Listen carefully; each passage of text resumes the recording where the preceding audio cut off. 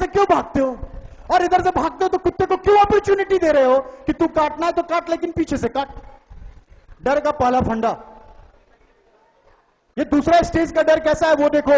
एक डर दूसरे स्टेज में जाता है कैसे, एक कुत्ता आता है, कुत्ता को मैं देखता हूं, कुत्ता आता है, कुत्ते को डर हो जाता है। कुत्ते को डर किस बात का है कि कहीं ये अगर मारा तो मेरा कल्याण है। मेरे को डर है कि अगर मैं टर्न किया तो ये जंप मारेगा। कुत्ते को डर है कि अगर मैं टर्न किया तो ये मेरे को पक्का मारेगा। कुत्ता अपना मोशन बनाए रखा है, मैं भी अपना पूरा स्टिक चूम, आज तो मैं पीछे नहीं मुड़ूंगा, आज मैं तेरे को कोई अपॉर्चुनिटी देने वाला नहीं हूं। Second categories, now I am telling you the wonderful categories, that is the third categories. कुत्ता आता है बड़ी तेजी में, वाह वाह करते हुए आ रहा है, एकदम तेजी में, पूरा स्पीड में, स्टेमिना में, तो हल्का मचाते हुए आ रहा है, लोगों को एकदम तूफान बनाए हुए आया हुआ है। मैंने कुछ नहीं किया, मैंने एक छोटा सा डंडा उठाया और दे डंडा मारा, कुत्ता भाग गया। कंसेप्ट साफ है। डर अगर पहली बार आया और तुम अगर डर गए, डर पहली बार आया तुम डर गए तो डर तुम पे हावी हो जाएगा। सेकंड कैटेगरी, डर आया और तुम डर का सामना करने के लिए तैयार हो तो डर को भी डर लगने लगेगा कि कहीं ये आदमी मेरे ऊपर अटैक न कर दे। एंड द तीसरा कैटेगरी, अगर डर आ रहा है तो अपने स्टेमिना और एनर्जी को एक्युमुलेट करो और एक बार अटैक करो उस डर पे, वो डर खत्म हो जाएगा, वो डर समाप्त हो जाएगा। Friends, remember this, how to overcome from the fearness. No friends, अभी मेरा कंसेप्ट खत्म नहीं हुआ, चूंकि आप तो आए ही नहीं है स्टेज पे। तो मैं पूछ रहा था अगला कंसेप्ट ये कि आप में से कितने आदमी हैं जो स्टेज पर आना चाहेंगे? कितने? थोड़ा सा ग्रोथ हुआ है। अभी भी लोगों के अंदर डर है, अभी भी लोगों के अंदर हेजिटेशन है। क्यों नहीं हो हेजिटेशन? हेजिटेशन क्यों नहीं हो? क्योंकि हेजिटेशन रिमूव करने का कोई क्लास ही नहीं मिला। यार फिजिक्स पढ़, डॉक्टर बन जा, बायोलॉजी पढ़, फिजिक्स पढ़, केमिस्ट्री पढ़, डॉक्टर बन जा, मैथ पढ़, इंजीनियर बन जा। कौन सा बुक पढ़े जिससे हेजिटेशन गायब हो जाए? ये तो किसी ने बताया ही नहीं। मैं इतना बड़ा हो गया, मेरे को किताब से कहीं से पूछो, मुझे तैयार है, मैं तैयार हूं, सारे किताब का एक एक क्वेश्चन का आंसर देने के लिए तैयार हूं। बट एक चीज मत पूछना, कोई नया काम करने के लिए मत देना, बिकॉज मैं नया काम करने जाता हूं तो मेरे को डर हो जाता है, क्योंकि इसका ट्रेनिंग मैंने नहीं लिया। सो आपको मोस्ट इंपॉर्टेंट है आपको एक ट्रेनिंग लेने का, और वो ट्रेनिंग क्या है? How to overcome from the hesitation. Hesitation always comes first when you are going to do any kind of the action। मैंने आपको बताया। तो आज भी आप में से बहुत लोग ऐसे हो जिसको मैं इनवाइट कर रहा हूं कि please come on the dash. शायद जिंदगी में पहली बार स्टेज का सामना करना पड़ रहा हो, इसलिए आपके अंदर हेजिटेशन है, और ये नेचुरल है, स्वाभाविक है। दोस्तों, एक क्वेश्चन फिर मैं आपसे करना चाह रहा हूं कि आप में से कितने ऐसे लोग हैं, please raise your clearly hand. कुछ लोग आधे उठा दें, आधे को मेरे को कन्विंस समझ में नहीं आ रहा कि वो यस में है या नो में। सो क्लियर, सो आप मेरे को ये क्लियर बताओ कि आप में से कितने आदमी ऐसे हैं जो सुबह उठकर अपने मम्मी डैडी को गुड मॉर्निंग बोलते हैं? प्लीज रेज योर हैंड, ईमानदारी से। बस, क्या बात है, ओनली 10 and 20। शायद गुड मॉर्निंग बोलना इल मैनर में है, इसलिए आप इसको नहीं सीखना चाहते। शायद गुड मॉर्निंग बोलने से आपके डड्डी मम्मी जो है वो नाराज हो जाएंगे, इसलिए आप बोलना नहीं चाहते। यार सिंपल फॉर्मूला, गुड मॉर्निंग बोलने का है सुबह सुबह, वो भी इंप्लीमेंट नहीं हो रहा है, और बड़ी बड़ी बातें कर रहे हो। छोटी छोटी बातें जो हो सकते हैं तुमसे, वो तो कर ही नहीं रहे हो, और बड़ी बड़ी बातें करने के लिए कंसेप्ट में दिमाग लगाए हुए हो। जब तक छोटी कामों को पूरा करने का हैबिट नहीं बनाओगे, तब तक बड़े काम तुम्हारे हाथ में नहीं आने वाला है। हुआ ये कि आज से कुछ साल पहले मेरे को मेरा फैकल्टी ने बोला, पंकज क्या तुम अपनी मम्मी डैडी को गुड मॉर्निंग बोलते हो?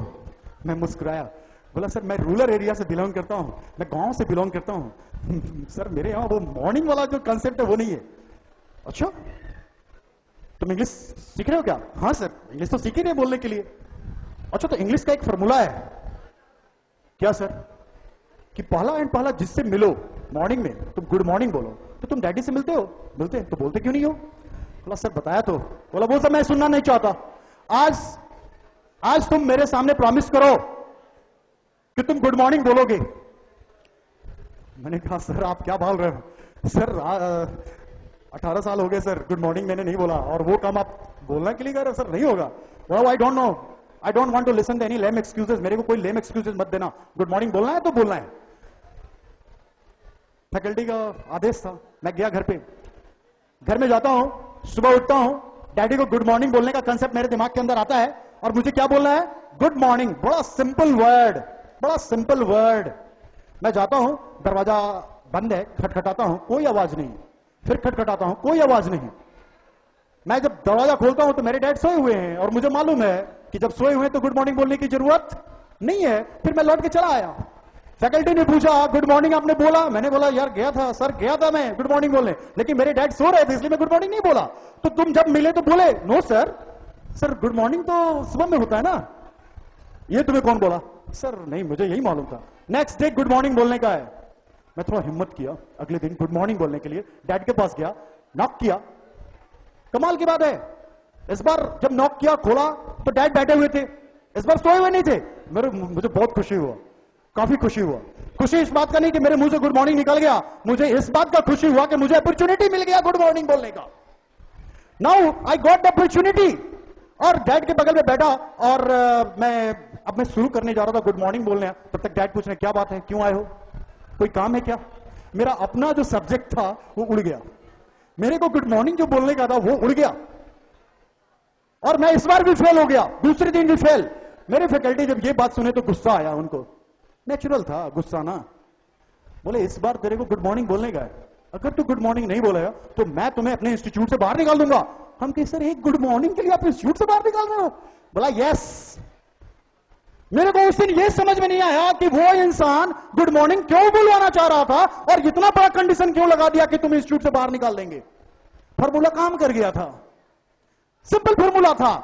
मेरे को वर्क दिया गया, वर्क के साथ साथ मेरे को बर्डन दिया गया, दैट मीन्स मुझे प्रेशराइज किया गया, मेरे मेंटल पर प्रेशर बनाया गया। और जब मेरे मेंटल पर प्रेशर बनाया गया तो मैं जब अगले दिन गया गुड मॉर्निंग बोलने, तो मैं दरवाजा खटखटाता हूं, डैड मेरे उठ के बैठे हुए हैं, मैं जाते ही बोलता हूं गुड मॉर्निंग डैड।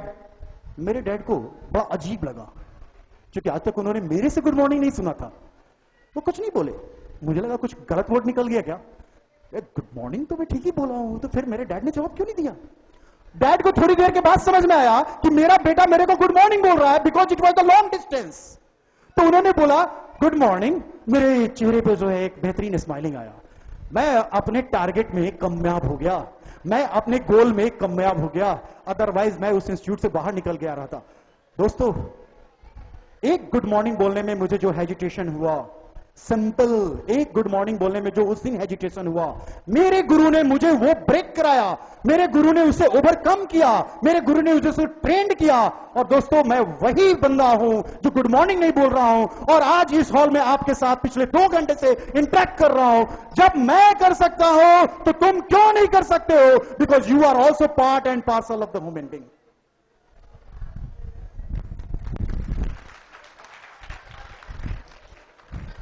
यूं ही ताली बजाने से कुछ नहीं होने जा रहा, मेरा पर्पस तो पूरा हुआ ही नहीं।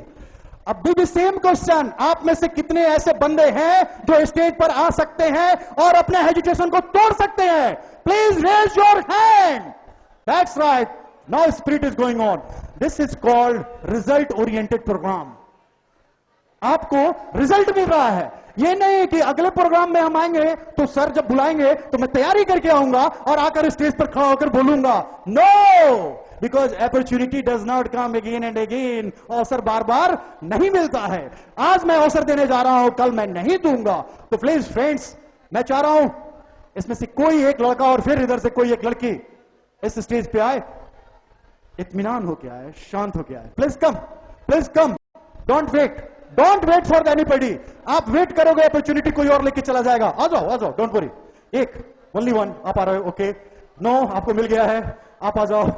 ओके, पीछे से आप आ रहे हो, आ जाओ।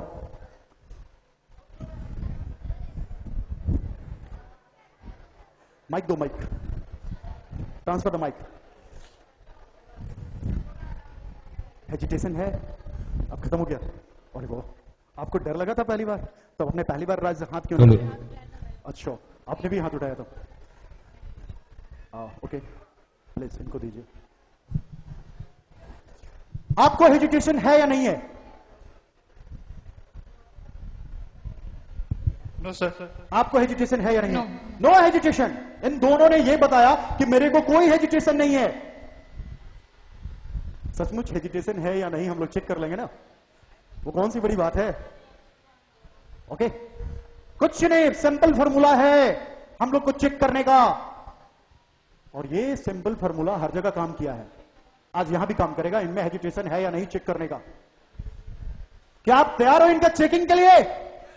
अच्छा, इसमें से कितने आदमी हो जो अभी भी हेजिटेशन है? हाथ उठाओ। अच्छा, किसी को हेजिटेशन नहीं है? कमाल है यार, सारे लोगों को हेजिटेशन नहीं है। अभी मैंने पूछा किनको हेजिटेशन नहीं है तो नहीं उठ रहा था। बट वेरी कंफ्यूजन, आपका जो जो पोजिंग जो रिटर्निंग मिल रहा है मेरे को कंफ्यूज कर रहा है। आप यस, आप आ जाओ। अब बड़ा अजीब लग रहा है इनको कि सर मेरा नाम क्यों ले लिए, इतनी सारी लड़कियां मुझे क्यों, वाई, मेरे को क्यों, मेरे को क्या जरूरत पड़ा। That's right. अब कुछ लोग इसमें ये सोच रहे हैं मेरे को क्यों नहीं कॉल किया जा रहा है। आप आ जाए, यस कम। आपको हेजिटेशन, ओ माइक लीजिए, आपको हेजिटेशन हो रहा था आने में? नो सर, तो पहली बार एक्चुअली आपने बुलाया था कि आपसे क्वेश्चन करने के लिए, तो वो क्वेश्चन सोच के फ्रेम नहीं हो रहा था। चलिए चालू करते हैं। हेजिटेशन है या नहीं? आप लोग प्लीज जरा ध्यान से देखना। Smile please, smile please, smile please. अपना नाम बताओ। हाय, आई एम उत्पल कुमार दास। आप अपना नाम बताइए। मेरा नाम है ज्योति बासपुर। आप अपना नाम बताइए। My name is Tuhin Bhowmik. Thank you, now you can go. ये क्या हुआ यार? या प्लीज, ये क्या करा रहे हैं sir? What is this? Please जाइए। Thank you, thank you. यार ये क्या हो रहा है? ये मेरे को समझ में नहीं आया सर। क्यों इतना ही बात था? स्टेज पे आना, नाम बोलना। यार ये पहले क्यों नहीं बताया गया? अगर ये पहले बताया गया रहता तो मैं सबसे पहले जाता। इतनी छोटी सी बात। What happened? हुआ क्या? हुआ ये कि आपके सामने जो ये मोटिवेटर है एक सर्कमस्टांसेस खड़ा कर दिया, आप में एक हेजिटेशन पैदा कर दिया। आप जहां बैठे हो वहीं बैठे रह गए, एक कदम भी आगे बढ़ने के लिए तैयार नहीं हुए। आपका दिमाग उस जगह चला गया कि पता नहीं कौन सा क्वेश्चन पूछेंगे, किस तरह का क्वेश्चन पूछेंगे, कौन से एक्टिविटीज करवाएंगे, किस तरह की एक्टिविटीज करवाएंगे। आपने ये नहीं सोचा कि यहां आकर केवल नाम ही बोलना होगा। मतलब थिंकिंग किसका? आपका। क्वेश्चन कहां राइज हो रहा है? आपके माइंड में। और फंस कौन रहा है? आप अपने ही क्वेश्चन के उधेड़ बूंद में फंस गए। I am sharing you here, if you are getting the opportunity, अगर आपको अपॉर्चुनिटी मिलता है, opt it. What will be happen? क्या होगा देखा जाएगा। क्या होगा देखा जाएगा। पहले आप ऑप्ट तो करो, पहले आप कदम तो बढ़ाओ, क्योंकि यहां आने वाला वो फार बेटर है जो उस सीट पर बैठा ही रह गया। ये चार इंसान उन तमाम लोगों में फार बेटर है जो वो एक्सेप्ट किया टू कम हियर। मेरे को याद है कि एक बार क्या हुआ कि एक बार एंकर जो है अनाउंसमेंट कर रहा था, तो ऐसे ही सेमिनार चल रहे थे और उसमें बच्चों को बोलना भी था।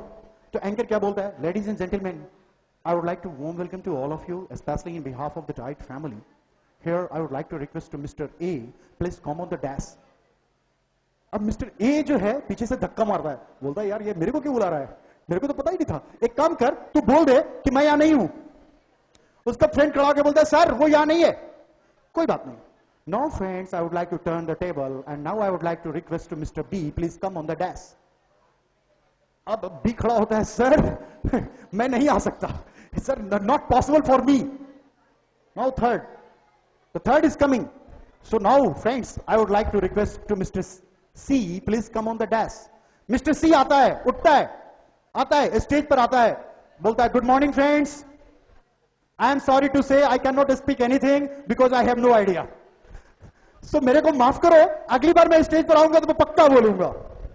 और वो चला जाता है।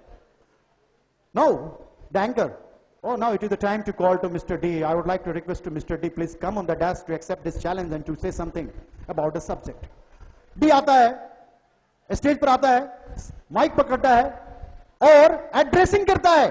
सब्जेक्ट पर जब पहुंचता है तो बोलता है, I am sorry, I have no idea about the subject, but I promise you if I am given the opportunity next time I won't become the loser. और वो बोल के चला जाता है। फ्रेंड्स, जज इट। आप जज करो कि आप किस कैटेगरी में हो।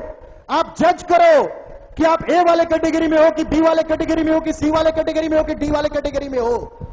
आपको अपॉर्चुनिटी मिला, आप उतना नहीं चाहते, आपको अपॉर्चुनिटी मिला, हो सकता है कि थोड़ा सा आपने हिम्मत किया और उन लोगों के बीच में आप खड़ा होकर बोले कि sir I am sorry, I can not come on the desk. That means ये इंडिकेट कर रहा है कि वो उन इंसानों से बहुत अच्छा है जो इंसान इतना बोलने की भी हिम्मत नहीं रखते। थर्ड कैटेगरी में वो एक्सेप्ट करता है, स्टेज पे आता है और एक्सेप्टिंग करता है, और फिर वो उन दोनों से बेटर है जो स्टेज पर आने का अपना चैलेंज एक्सेप्ट करता है। एंड चौथा, उसको भी सब्जेक्ट नहीं मालूम, तीसरे को भी सब्जेक्ट नहीं मालूम, दूसरे को भी सब्जेक्ट नहीं मालूम, पहले को भी सब्जेक्ट नहीं मालूम। सब्जेक्ट तो चारों को नहीं मालूम, बट प्रेजेंटेशन करने का कंसेप्ट डिफरेंट डिफरेंट था। आप अपने प्रेजेंटेशन को किस कैटेगरी में डाल रहे हो? This things I would like to suggest you. Now friends, life में गार्डनर बनना बहुत जरूरी है, क्योंकि आप जो भी एक्टिविटीज करते हो वो गार्डनिंग के रूप में ट्रीट किया जाता है। एक घर है, आपके घर के अंदर एक गार्डन है और एक गार्डन घर के पीछे है। एक गार्डन घर के आगे और एक गार्डन घर के पीछे, and you are the gardener. मैं जब निकलता हूं घर से तो अपने गार्डन को बड़ा टेक केयर करता हूं, रोज लगाता हूं, लिली लगाता हूं एंड डिफरेंट डिफरेंट फ्लावर्स लगाता हूं। डेली टेकिंग केयर करता हूं, डेली। जब मैं निकलता हूं तो उसके फ्रेग्रेंस मुझे बहुत अच्छी अनुभूति देते हैं। मेरे आसपास के जो लोग जाते हैं मेरे को आइडेंटिफाई करते हैं कि वंडरफुल, बड़ा अच्छा काम कर रहा है यार, तू बड़ा अच्छा गार्डनर है। आगे का जो फ्रंट साइड का जो गार्डनिंग है बड़ा संभाल के रखा है। मेरे पास एक और गार्डन था, वो बैक साइड का गार्डन था। जब मैं बैक साइड में गया तो मैं ये सोचा कि ये तो बैक साइड है, इसमें फ्लावर्स लगाने की क्या जरूरत, जो भी गेस्ट आएंगे वो फ्रंट साइड से आएंगे, मुझे बैक साइड केयर करने की क्या जरूरत है? I don't care the back side. और मैंने बैक साइड केयरिंग करना छोड़ दिया। मतलब मैं यहां ये बताना चाह रहा हूं कि जब आप अपने लाइफ में दो तरह की garden, that means professional garden and personal garden की जब बात करते हो और प्रोफेशनल गार्डन पर फोकस होते हो, professional it means that when you are going to office, when you are meeting with the different kind of the people, those who are not inside of the house, आप उनको take care करने चलते हो, उनको caring करते हो, तो आपका इमेज बढ़ता जाता है, आपका इमेज बढ़ता जाता है। लेकिन बैक साइड वाले गार्डन का क्या होता है? Back side means what? मेरे घर में मम्मी है, पापा है, भाई है, बहन है, मैं उनको केयरिंग नहीं कर रहा हूं, बट मेरा फ्रेंड एक फोन कर दे रहा है तो मैं घर का तमाम काम छोड़कर उसको केयरिंग करना चालू कर दिया। बट मम्मी मेरे को वर्क दे रही है तो I am making the lame excuses. मतलब आप एक्सटर्नल बड़ा ध्यान रख रहे हो, इंटरनल नहीं। मतलब साफ है कि बाहर की एक्टिविटीज पे बड़ा ध्यान लगा रहे हो, इंटरनल एक्टिविटीज पे ध्यान नहीं। और जब जब इंटरनल एक्टिविटीज कमजोर होगा तुम्हारा बेस जो है लेस हो जाएगा। हुआ ये कि जब मैं गार्डन बाहर देखा तो मेरे फ्लावर्स मेरा वेट कर रहे थे, मुझे बड़ा खुशी हुआ। मतलब मेरे जो इंटरेक्टेड लोग थे, मेरे से जो लोग इंटीमेसी बनाए रखे थे, वो लोग बड़ा खुश थे। जब मैं पीछे गया अपने गार्डन की ओर और खोला और ये सोचा कि चलो देखते हैं कि गार्डन में हुआ क्या है, तो मैं देखकर डर गया। मैं बैक साइड के गार्डन को देखकर डर गया, क्योंकि मैंने कभी नहीं सोचा था कि मैं अगर प्लांट नहीं लगाऊंगा तो उसमें घास आ जाएंगे, केकड़े आ जाएंगे, सांप आ जाएंगे, जोक्स आ जाएंगे एंड सम इंसेक्ट्स, बदबू आ जाएगा। मतलब मैंने तो ये सोचा था कि अगर मैं कुछ नहीं लगाऊंगा तो कुछ नहीं होगा, बट ये उल्टा इंपैक्ट पड़ गया। नहीं लगाने से अगर आपका ये सोच है, that means if you are not going to do any kind of the action, और आप ये सोचते हो कि मेरा जिंदगी बहुत ठीक ठाक चलेगा, तो आई am sorry to say you that जिंदगी वहां ठीक ठाक नहीं चलने जा रहा है, क्योंकि आप अगर काम नहीं करते हो तो वो रिवर्स गियर में चलना शुरू हो जाता है। जब आप निगेटिव गार्डन, जब आप बैक साइड के गार्डन पे ध्यान नहीं देते हो तो बैक साइड का गार्डन जो है अनबैलेंस हो जाएगा। फ्रंट साइड तुम कितना भी अच्छा बनाओगे कुछ भी फर्क नहीं पड़ने वाला, क्योंकि उस इंसान को याद करो जो अपने प्रोफेशनल लाइफ में बहुत आगे बढ़ गया। वो इतना आगे बढ़ गया, 40 ईयर्स 50 ईयर्स क्रॉस कर दिया, प्रोफेशनल की दुनिया में किंग हो गया। जब वो पीछे मुड़कर देखा तो उसकी पत्नी बेड पे है, क्रूशियल डिजीज है, क्रोनिकल डिजीज है, उसकी बेटी अल्कोहल का शिकार है, उसका बेटा रफियन बन चुका है। ऑब्वियसली वो प्रोफेशनल की दुनिया में आगे बढ़ चुका है, उसने अपनी प्रोफेशनल दुनिया पर बहुत केयरिंग किया, बट प्रोफेशनल दुनिया को केयरिंग करने के साथ साथ उसने बैक साइड की दुनिया को केयर नहीं किया, प्रीवियस गार्डन को केयर नहीं किया, बैक साइड का गार्डन नहीं किया, मतलब अपने घर को देख रेख नहीं किया। तो क्या वो इंसान सुखी है क्या? हरगिज नहीं। मुझे अफसोस हुआ, उस प्रोफेशनल दुनिया के टॉप पर पहुंचने के बाद भी उसे अफसोस हुआ। दैट मीन्स उसने जो गोल बनाया वो गोल में अचीव कर गया, और अचीवमेंट के बाद भी उसे खुशी नहीं मिल रहा है। ये जरूरी है कि अगर तुम गोल बना रहे हो और गोल पे काम कर रहे हो तो ये पूरा ध्यान रखो कि अगर तुम्हारा प्रोफेशनल स्ट्रांग है तो इसके साथ साथ तुम्हारा पर्सनल भी स्ट्रांग होना चाहिए। दोनों में बैलेंस बना के आगे बढ़ो, क्योंकि अगर तुम इंटरनली बैलेंस नहीं बना रहे हो, एक्सटर्नली बैलेंस बना रहे हो, तो कभी भी तुम खुशी महसूस नहीं करोगे। Because physically, mentally, economically, whatever you are going to share with your family, you are going to share the pain and pleasure are being shared with your family only, not with the external people, because they are the temporary. Today they are here and tomorrow they are there.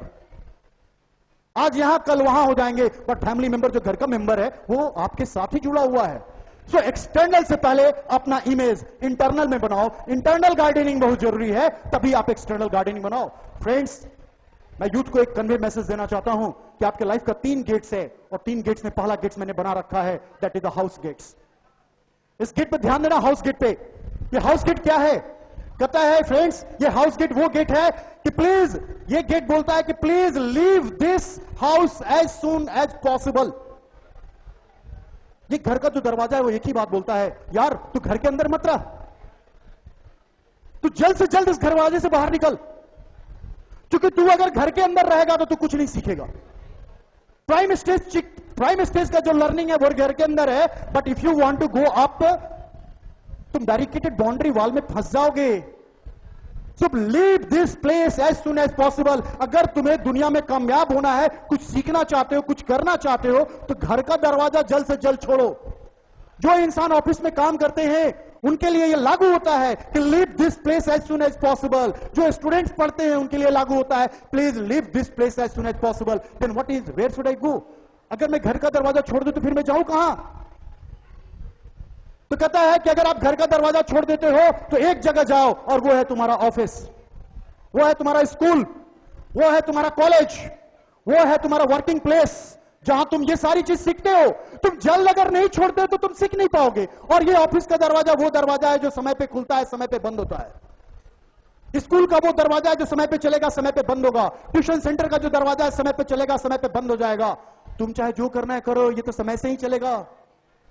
सो अगर तुम घर के दरवाजे को अगर समय पे छोड़ते हो तो ऑफिस के दरवाजे को समय पे तुम पहुंचोगे। और जब तुम ऑफिस में एंट्री मारते हो तो बोलता है एक ही बात, learn as much as possible. सीखो, यहां ऑफिस में काम करना सीखो, टाल मटोल करना मत सीखो। स्कूल्स में जा रहे हो तो स्कूल्स में लर्निंग कंसेप्ट को डेवलप रखो, एक्सक्यूजेस मत बनाओ। किसी भी तरह का कोई भी टाल मटोल उसके अंदर नहीं होना चाहिए। तू बोलता है live here and learn as much as possible. अगर मैं सीख ही लिया तो क्या हुआ? तो तीसरा दरवाजा बोलता है I would like to welcome to you market. ये तीसरा दरवाजा आपको वेलकम करता है कि अगर आप सीख लिए हो तो आ जाओ मेरे पास। मुझे जो सीख लिए हैं, जो तुम स्किल लेके आओ, उसकी मुझे जरूरत है। एंड ये बोलता है एक ही बात, live this place as long as possible. यहां ठहरो जितना देर तुम ठहर सकते हो, और बिटोर लो पूरा दुनिया का सारा क्वालिटीज, क्योंकि यहां पे तमाम लोग आते हैं जो सीख चुके हैं। यही मार्केट है। दैट मीन्स सम फंडा बहुत साफ है कि पहला फंडा आप घर को छोड़ो, दूसरा फंडा कि आप स्कूल्स, कोचिंग, ट्यूशन, ट्रेनर उनके पास जाओ, एंड तीसरा फंडा जब तुम सीख लेते हो तो उसके मार्केट में जाकर इंप्लीमेंट करो, लागू करो। आपको नॉलेज है वो ज्यादा इंपॉर्टेंट नहीं है इससे कि वो नॉलेज का यूटिलाइजेशन होना चाहिए। मेरे को मालूम है गुड मॉर्निंग कब बोलने का, मैं बोलता कहां था, यूटिलाइज ही नहीं होता था। आपको मालूम है कि opportunity should not come again, opportunity does not come again and again, लेकिन आप आते नहीं हो। दैट मीन्स नॉलेज है, इंप्लीमेंटेशन नहीं है। मेरे को मालूम है ये काम करने से ऐसा होगा, बट करते नहीं हो। आपको ये समझ जाए कि ये काम करने का इंपैक्ट पॉजिटिव होगा और नेगेटिव होगा, बट करते नहीं हो। सो मैं यहां बोल रहा हूं नॉलेज रखना एक अलग बात है, बट नॉलेज का यूटिलाइजेशन करना ये इंपॉर्टेंट बात है। मैं इस पे एक छोटा सा एग्जांपल बता रहा हूं उस साधु की। उस साधु सेंट की बात बता रहा हूं कि एक सेंट था, एक सेंट 60 ईयर्स तक पढ़ाई किया, कोई काम नहीं किया, उसने कोई काम नहीं किया, 60 ईयर्स तक केवल पढ़ाई किया, उसके बुक्स। दरवाजा खटखटाए कुछ आसपास के लोग, बोले प्लीज आप बाहर आओ। सेंट दरवाजा खोलता है, बोलता है क्या बात है सर, आप जो पढ़ाई की हो कुछ मुझे बताओ, आपने जो स्टडी किया ना वो मेरे को बताओ। साधु ने बोला बस बस 2 किताब बचा हुआ है, ये 2 किताब खत्म हो जाएगा फिर मैं आऊंगा और दुनिया को एक बेहतरीन चीज दूंगा, ऐसा चीज दूंगा जो दुनिया को लेकर अजूबा लगेगा। सचमुच? बिल्कुल ठीक है सर, आप 2 किताब पढ़ लो, मैं आता हूं। कुछ दिन के बाद दरवाजा खुला नहीं, लोग आए, दरवाजा खटखटाए, दरवाजा खुला नहीं, दरवाजा तोड़ दिया गया, देखा गया वो साधु मरा हुआ है। देखा गया वो साधु मरा हुआ है, वो सेंट जो है लेटा हुआ है। 60 ईयर्स तक पढ़ाई किया, 60 ईयर्स तक नॉलेज डाला, किस काम का? ऊपर वाले को जाकर पढ़ाना था। ये पढ़ाई किस लिए? ऊपर वाले को पढ़ाने के लिए। सो सिंपल फॉर्मूला है कि what ever you have knowledge transfer. Simple formula, मेरे को अगर साइकिल चलाने आ गया ट्रांसफर करो सिखाना, मेरे को कल लिखने आ गया ट्रांसफर करो सिखाना, मेरे को बोलने आ गया ट्रांसफर करो बोलना सिखाना, मेरे को म्यूजिक आ गया ट्रांसफर करो म्यूजिक सिखाना। और जब जब तुम ट्रांसफरिंग करना शुरू करोगे तुम्हारा इमेज, व्यक्तित्व निखरता चला जाएगा। So always remember that if you are having the knowledge, it is not important only to keep the knowledge. You must think that I have to utilize this knowledge in my daily life. Thus your life will be wonderful. Otherwise I am sorry. आपका हाल वही होगा जो साधु का हुआ।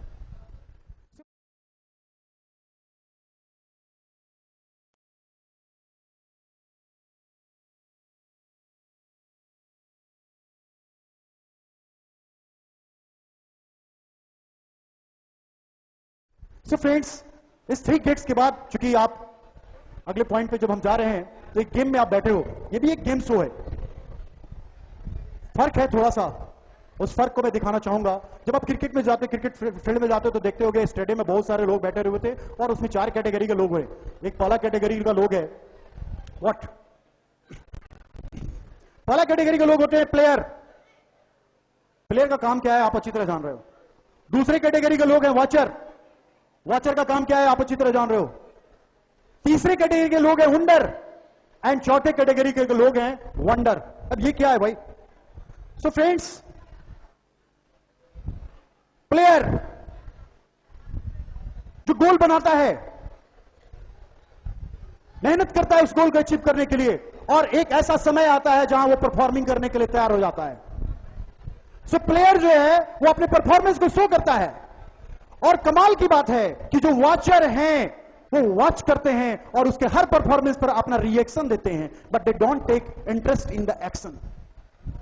Player यहां action में interest लेता है, प्लेयर यहां एक्शन में बिलीव करता है, but watcher always takes in the reaction only. What do you mean about reaction यार? अब तेंदुलकर क्रिकेट खेल रहा है, एक बॉल पे आउट हो जा रहा है। तेंदुलकर क्रिकेट खेल रहा है, एक बॉल पे आउट हो जा रहा है। अब क्या हो रहा है वो देखो। वॉचर क्या बोलते हैं उसमें से खड़े होके, क्या यार ये कितना सिंपल बॉल था, क्या बस यूं ही घुमा देता चौका चला जाता। कौन बोल रहा है? वो बोल रहा है जो आज तक बैट कभी नहीं उठाया, वो उसको सजेशन दे रहा है और कमेंट कर रहा है जो दुनिया का टॉपेस्ट खिलाड़ी में से एक है। Why? Because he in the category of the watcher. आपके वॉचर कैटेगरी को अगर आप इस कंसेप्ट पर डालोगे तो देखोगे कि वहां कोई एक्शन नहीं है, बस दिमाग जो है रिएक्शन पे जा रहा है। ये बंदा अच्छा है, ये बंदा ऐसे कर रहा है, ये बंदा ऐसे कर रहा है। दैट मीन्स आप केवल रिएक्ट कर रहे हो। जबकि जो प्लेयर है वो ये सोच के प्लेइंग कर रहा है कि मेरा हर बॉल जाके बोल्ड करे और मुझे उस ताली की गड़गड़ाहट सुनाई दे जिसकी मैं एक्सपेक्टेशन में हूं। प्लेयर अपने हर परफॉर्मेंस को बेस्ट करने की कोशिश कर रहा है ताकि ताली की गूंज गूंजे, और जब जब ताली की गूंज गूंजती है तब तक नया एनर्जी आता है, नया जोश आता है, और प्लेयर का जोश दुगुना 3 गुना हो जाता है और खेलने में पूरा इंटरेस्ट लेता है। ना वंडर कौन है भाई? वंडर कौन है? Who is the wonder? तो ये वंडर ना तो प्ले करता है ना ही वॉच करता है। ये वंडर स्टेडियम के बाहर होता है। आप में से कई लोग, आपके कई फ्रेंड स्टेडियम के बाहर हैं, आपके कई फ्रेंड स्टेडियम के बाहर हैं। They are in the category of wonder. ये वंडर है, अब क्या होता है वंडर के साथ वो मैं बताता हूं। अब स्टेडियम में ताली बजना शुरू हो गया, जोरदार ताली बज रहा है, वो हल्ला हो रहा है। अब ये कंफ्यूज है बाहर से, क्या हुआ, कुछ हुआ क्या, ये चौका मारा क्या आउट हो गया, यार मेरे को समझा तू। बिकॉज ये स्टेडियम के अंदर नहीं है, ये स्टेडियम के बाहर है। इसको पता ही नहीं है कि गेम पे वो आउट हो रहा है या चौका मार रहा है, चक्का मार रहा है। लोग हल्ला कर रहे हैं तो क्यों कर रहे हैं, what is going to held, he has no idea. Action हो रहा है या नहीं हो रहा है, इसको कुछ आइडिया नहीं है। And the third is the wonderer, they are very far from the stadium. ये स्टेडियम से बहुत दूर होते हैं, इनको कोई मतलब नहीं है what type of the game is the going on, आज कौन सा प्रोग्राम चल रहा है, किसके लिए चल रहा है, क्यों चल रहा है, इनको उससे कोई लेना देना नहीं है। इनको बस एक ही चीज की मतलब है, मेरा लाइफ चल रहा है, चलता रहेगा। माफ करना, आपका लाइफ चल तो रहा है, बट आपको एक बात का पता नहीं है जो मैं शेयर करने जा रहा हूं, और वो ये कि मनी भूकंप आपके लाइफ में कब आएगा पता नहीं है। मनी भूकंप लाइफ में कब आएगा पता नहीं है। मनी भूकंप ये क्या भाई, anything can be happened with you. घर में ऐसा सरकमस्टांस से जा सकता है कि आप बहुत बड़े हो और अचानक नीचे चले जा रहे हो पैसे के मामले में। उस दिन आपको एहसास होता है कि काश मैं भी कुछ सीखा होता, काश मैं भी कुछ ट्रेंड हुआ होता तो मैं अपने आप को सरवाइव कर लेता। क्योंकि एक करोड़पति से पूछा गया कि भाई साहब आप मेरे को एक बताओ कि ये करोड़ रुपया आप बनाए कैसे, तो उसने एक बात बोला, करोड़ बनना बड़ा सिंपल काम है।